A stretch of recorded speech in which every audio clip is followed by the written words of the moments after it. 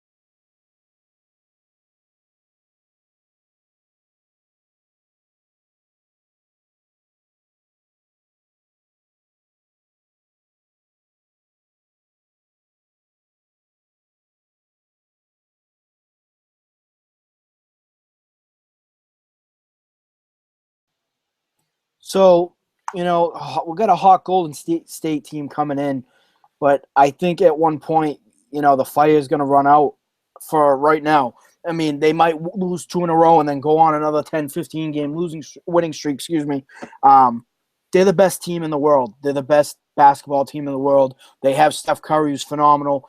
But I think that the young Celtics, led by Isaiah Thomas, I think not only do they have the shot to be the team to knock them off and snap the record, I think they're going to do it. And it makes it even more impressive that, you can say, who they play, they're blowing everyone out, all they do is shoot threes. That's all right. But they're doing it without Steve Kerr, their head coach, as that video stated. Luke Walton, Steve Kerr is just coming back from he had a back surgery in the offseason. He hasn't been with the team at all. So Luke Walton, interim head coach, has done a phenomenal job. I agree, but I've always been a big proponent of, in the NBA, it's more about the players, and when you have players like that, it's impressive. You can go back to the Celtics, and people will say it all the time, Celtics of the 80s, Casey Jones was kind of just there.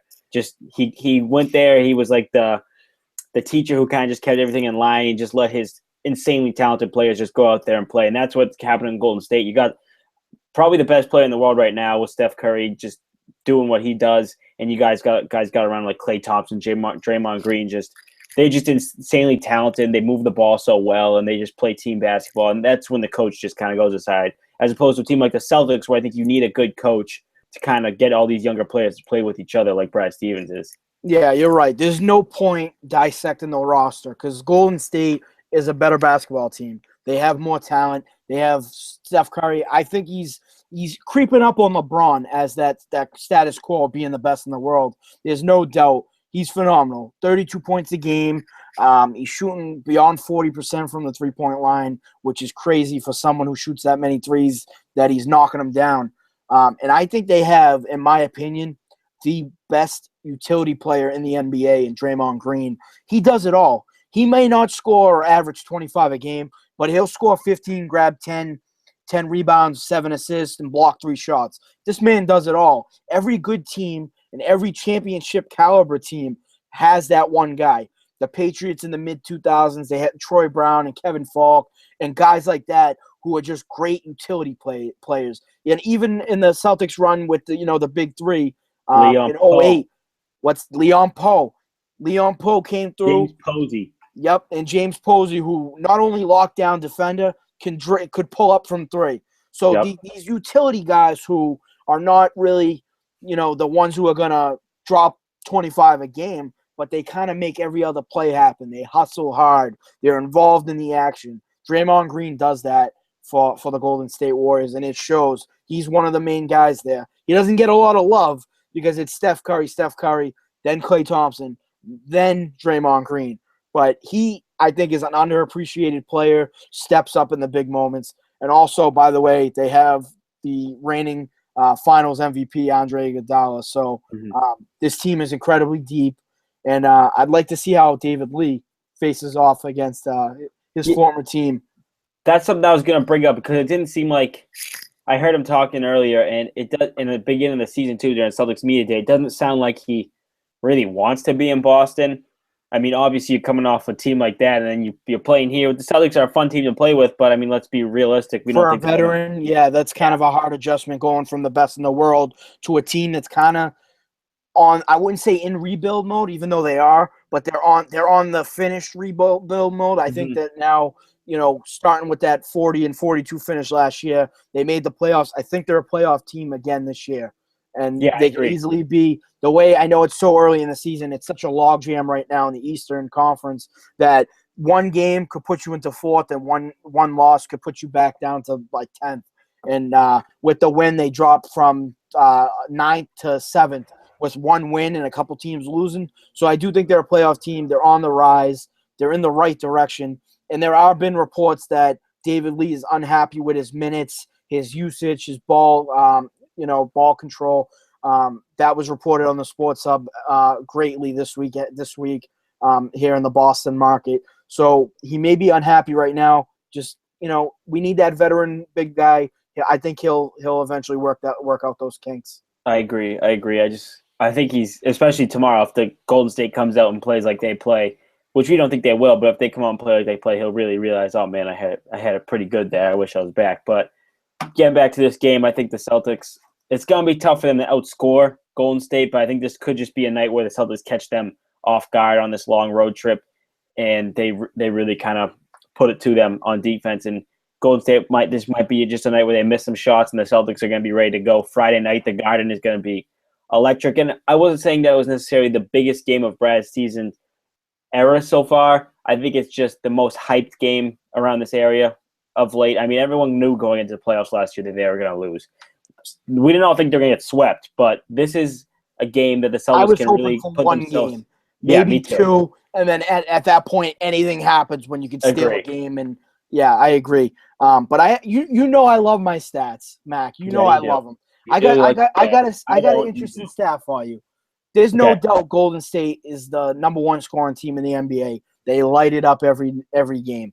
The last 5 games, 131 points, 114, 112, 116, 106. This team can score. But they've also, in that span, let up three times over the 100, and the other 2 were 99 and 98. Boston, on the other hand, the last 5 games, 4-1, 105 points scored, 111, 105, 114, 105. There may not be any defense Friday night. Let's be honest. These are two teams that can score. Celtics obviously can defend. Golden State can defend, but they settle for threes and shots. This very well could go into the high hundreds each team. So I think look for a shootout, look for a high scoring affair. Who's going to be the guy that puts the Celtics over the top in this game? Who's going to rise up? It's hard to say Isaiah Thomas when he does it every night. So we kind of expect Isaiah Thomas to be that guy. But I'm going to call on Avery Bradley, a guy that can lock down defensively, who can also pull up from three. I'm calling out Avery Bradley. He's a friend of the show, friend of the podcast. Yeah. We got to have him on sometime. Okay. Avery Bradley's got a lockdown. I assume he'll be either on Curry, Klay Thompson, Iguodala, one of those guys. And you got to watch out for Draymond Green, I think. Okay, that's a good answer. I'm going to pick somebody else just to keep this interesting. I'm going with my boy, 99 Problems, Jay Crowder. He's a nasty competitor. I think he's going to have a couple big shots in this game. He's a good defender. I think he's going to be one of the guys that puts him over the top. Frang and Mack here. Thursday night podcast instead of the show this week. Video podcast. Video podcast. Let's do – we talked off air. Let's do the best three teams and the worst three teams. Would you like to start best or worst? Let's go best. Let's go with the best first. Okay, let's hear from 3 to 1, starting with your third best team. 3 to 1. Okay, number 3. I'm gonna go with the San Antonio Spurs. I believe it's 18-5. They started off with. They got. I mean, Spurs like the. We said it. Everyone says it. Spurs are the Patriots of the NBA. They got the great coach, the great star player. They just got great team basketball. Number 2, I got Cleveland. I know the record isn't as good as San Antonio. I think it's 14-7. I just think this league's about players, and I think Cleveland has the best player of a generation in LeBron James. And I don't care what you say about him. His attitude is obviously awful, but when it comes down to it in the end, he's going to bring it, and he's going to get his team to the finals just because that's what LeBron James does. And then number 1, obvious choice, Golden State Warriors. No need to be sad about that. You kind of caught me off guard with that number 1. I thought you were going to go somewhere else. I wasn't expecting Golden State. No one was. But no surprise. We have very similar top 3, except my 2 and 3 is flip-flopped. Number 3, got to go Cleveland. LeBron, I think, still the best player in the world, but Curry is right there behind him. I think he's starting to see him creep up behind him. And by the way, 14-7 start, they still don't have Kyrie Irving. Mm-hmm. So that team is just going to get better as the season goes on. Number 2, San Antonio Spurs. Like we said, the New England Patriots, the NBA, Greg Popovich, Tony Parker, Manu, and Tim Duncan. And now they're set up for the future with Kawhi Leonard and bringing in Aldridge. So they're set up.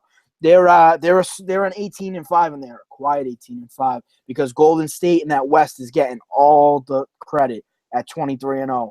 So watch out for the Spurs. They're my number 2. And number 1, I'm going to catch you off guard. You ready for this? I'm ready. Let's hear it. Golden State. Oh, there it is. Yeah, so no surprise. Like we've discussed.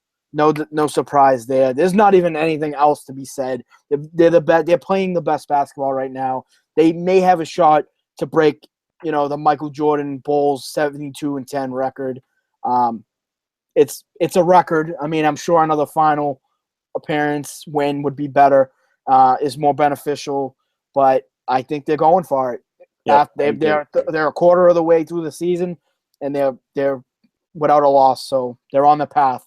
Barring injury, they should break it. Yep. Yeah, without a doubt. But then again, is it worth it? Because then you see what happened. Playoffs are more important. If you're putting all your energy on breaking the record, they're going to be bounced out in the second round. I don't think they're going for the record either. I heard Steph Curry say today he said winning in June would be more ideal than breaking records. It's fun to just do this, but I'm glad they have more ideal. Yes, you're right. I'm glad they have the right mindset, because if that was on the back of their mind, if they break it or not, I think if they fell short a game or two, or if they broke it by a game or two, they would be exhausted come playoff time. So it's kind of good that they got the right mindset. I agree. From best to worst. Let's hear your worst 3. Worst 3 from saying starting at the third worst team in the league. I'm going with the New Orleans Pelicans, we saw them play firsthand against the Celtics the other night. Just a not a very good team. You know, they have one superstar, Anthony Davis, but the rest of the team just not coming with it. I mean, not a very good basketball team. The second worst team, which I absolutely love, and I cannot get enough of seeing them lose, is the Los Angeles Lakers, because I despise the Los Angeles Lakers. I don't care who's on their team. I can't stand Kobe Bryant. I respect that he's one of the best of all time. I want to vomit every time I see a thank you Kobe tour in Washington or some team that played him twice a year. Like, who cares? You barely ever played this guy. And then the worst team in the league goes without saying, Philadelphia 76ers. Just a trash basketball team. Yeah, not too much to talk about that. Again, same three teams. 2 and 3 are swapped. Lakers, in my opinion, are the Pelicans are the third worst team. My apologies. My misreading my notes here. Big disappointment with Anthony Davis, MVP caliber player, probably top 10 in the league. They were off to they started 1-9, and it looks like they just got buried. Too much was buried on them at once that it seems insurmountable in the West. And, you know, with Anthony Davis dealing with some injuries early with the shoulder, he missed a couple games. I had them in the playoffs in my vision. It looks like that vision is sailed. They'd be lucky to finish 500, I think. Lakers, number 2. I think Kobe, it's sad to see him go out with such a terrible team. You know, he was one of those guys I absolutely hated when we had the big three, the Paul Pierce era. But now I kind of learned to have a love-hate because I appreciate him. Exactly. Guys like Kobe Bryant do not come along every time. They're once-in-a-generation player. And we know it's coming to an end, so it's sad. Yeah, maybe he's not like a Derek Jeter, type of world tour, going out, retirement tour. But one of the best to ever play, to ever lace it up. And it's sad to see him go out this way. Number 1, Philadelphia. They're just bad. They really are. There is nothing. They are 1-21. They broke the record for the worst start in the NBA. Would they start 0-19 or 0-20? I believe so. That organization is just flawed from the top down. They gave up on Michael Carter Williams. They traded their point guard that was a first-round pick from a few years ago. He's now in Milwaukee. That team is just falling apart. That organization is falling apart. And Adam Silver is actually working with Philadelphia to kind of right the ship, because that is a joke of a product to put out that, fans actually pay money to come see. Not many, but teams pay money to see Philadelphia play basketball. So you can't kind of put up a crap product and expect all that money to be paid by the fans that support the team.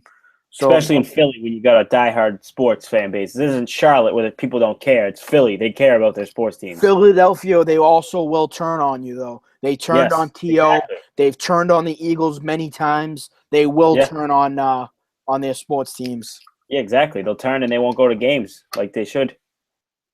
Bunch of haters over there. No brotherly love for their team. No, not at all. Very, what's the word I'm looking for? Goes against what they kind of say, brotherly love. Not much. All right. Well, I think that does it for another edition of Frang and Mack. Suffolk Overtime Podcast, the basketball edition. Catch us every Tuesday and Thursday on Suffolk Free Radio, on Mixler. At Suffolk Overtime. On Twitter. Suffolk Voice website. Great articles, all from college content, college-produced content. All right, Mac, that does it. That was a great show, man. There we go. See you next week.